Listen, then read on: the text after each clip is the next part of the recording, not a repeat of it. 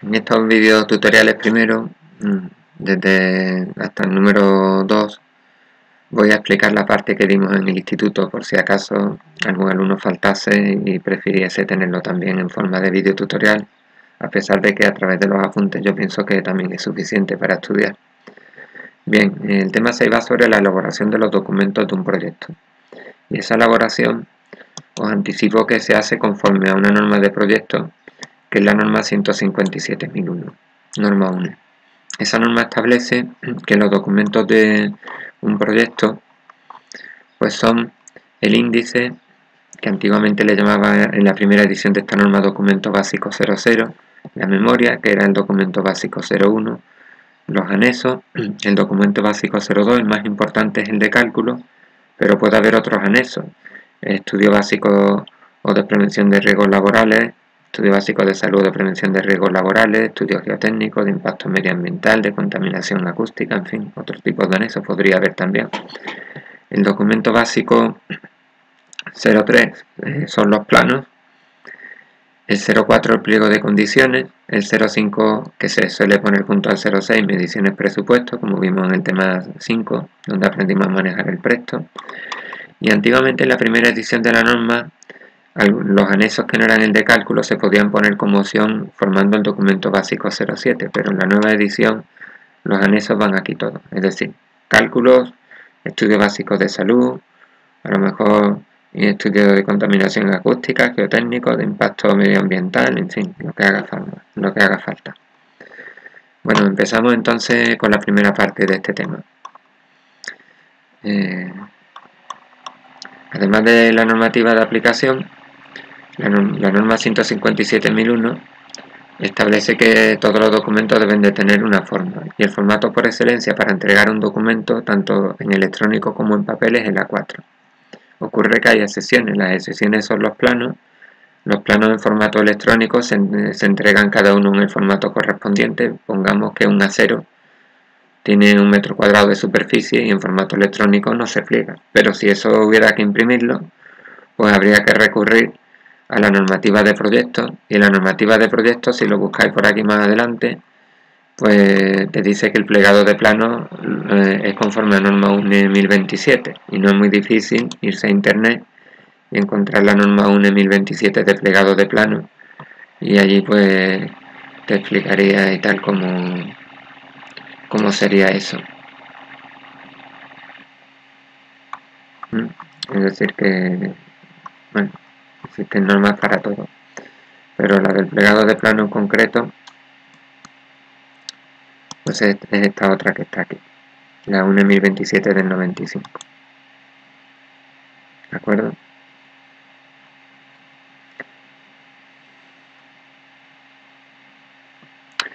Y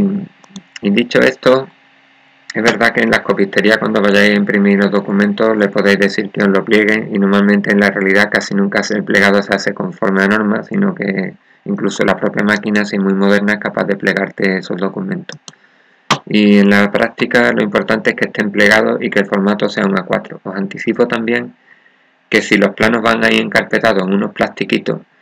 hay que plegarlo, y eso lo sabe el copistero, un poquito más estrecho para que entre dentro del plastiquito y el plastiquito tenga el formato A4. Es decir, esos plásticos que usáis en clase para meter un A4 no sirven para meter los planos, porque entonces el documento de plano no tendría la forma de un A4, sería más grande. Pensar que el plastiquito, si le cabe dentro de un A4, le está añadiendo la solapa y le sobra también por arriba. Entonces los plásticos tienen que ser de tamaño A4 y los planos hay que plegarlos más estrechitos si los vas a meter dentro de los plásticos. Una vez que metes todos los planos, cada uno en su plastiquito, poniéndolo uno encima de otro, lo presionas un poquito con la mano para que expulsen el aire, y ahí se vería lo que ocupa en vertical para escoger un sistema de encuadernado tal que los planos queden bien recogidos y no se abran,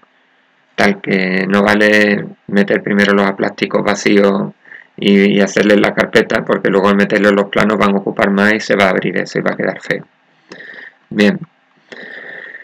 el proyecto con el que vamos a practicar nosotros esta norma el año que viene es un proyecto que el índice os lo doy aquí, pero el proyecto se va a hacer el año que viene en el módulo de red. Y ese proyecto básicamente os diré que tiene dos zonas: una urbanización de unos 50.000 metros cuadrados y otra zona comercial de otros 50.000 metros cuadrados. En la urbanización en la zona comercial va a haber una serie de locales de determinada superficie, 150, 250 y 320, que luego hay un BOJA que nos sirve para hacer la previsión de carga para esos locales en función de esa superficie que ocupan. Y así, pues, una vez que sabemos los kilovatios de los locales, pues ya podemos hacer una previsión de carga, calcular los centros de transformación, y todo eso, bueno, pues tampoco nos interesa mucho porque será objeto de la asignatura de red del año que viene. Pero además de los locales, pues nosotros vamos a tener una redistribución de baja tensión que se alimenta desde el centro de transformación. De un ramal del centro de transformación alimentaremos también al cuadro de alumbrado público como si fuese un local o vivienda más, y de ese local sacaremos los ramales de alumbrado público. Haremos también, por supuesto, los cálculos luminotécnicos, calcularemos una línea aérea que pasa subterránea y alimenta a los centros de transformación de la urbanización y de la zona comercial. La urbanización también tiene unos 50.000 metros cuadrados, de 60 a 65 casas, y en esa urbanización pues tendremos un parque, habrá una zona privada con su club social, piscina, pistas de tenis y pádel, habrá calles interiores, y para ambas zonas los carriles de circulación van a ser de 3,5 metros cuando la calle tiene 2 sentidos. Si fuera de un solo sentido le pondremos 5 metros. La avenida va a haber una avenida con mediana, ancho mínimo de la mediana 1 metro, que va a separar la urbanización de la zona comercial. Y bueno, ¿y qué vamos a calcular nosotros? Pues una línea aérea que va a entroncar de varios kilómetros de longitud, que entroncará subterránea a no menos de 150 metros de nuestra zona urbanizada, y luego esa línea subterránea irá de un centro de transformación a otro como red de media tensión subterránea, 20 kilovoltios y tal. Este va a ser el proyecto, y el proyecto lo bueno que tiene es que vosotros lo vais a hacer desde cero, vais a dibujaros vuestros propios planos. Yo enseñaré el año que viene cómo hacer las calles, las rotondas, los cruces, las casas y los criterios de diseño para que eso quede armonioso. Y todo eso pues nos va a servir para que luego trabajemos con esos planos con los programas de DMLE. El DMLE Instalaciones de Urbanización va a cargar ese plano a la escala 1000, y con los programas de alumbrado público, de red de baja tensión, con los programas de SEMAT y de REDA, pues haremos todos los cálculos. Y espero, bueno, que con eso pues aprendáis luego a sacar toda información que extraemos de esos programas, de anexos de cálculo, de memoria, y nos sirva para integrarla en la documentación que nosotros vamos a generar para nuestro proyecto, que recuerdo que esa documentación pues tiene que cumplir la normativa de proyecto 157.001, ¿vale? ¿Qué más? Pues siguiendo esto, pues por ahora no nos debemos también de preocupar mucho del proyecto. Lo que sí me interesa es que tengáis una idea de cómo va a ser el índice de nuestro proyecto conforme a la norma.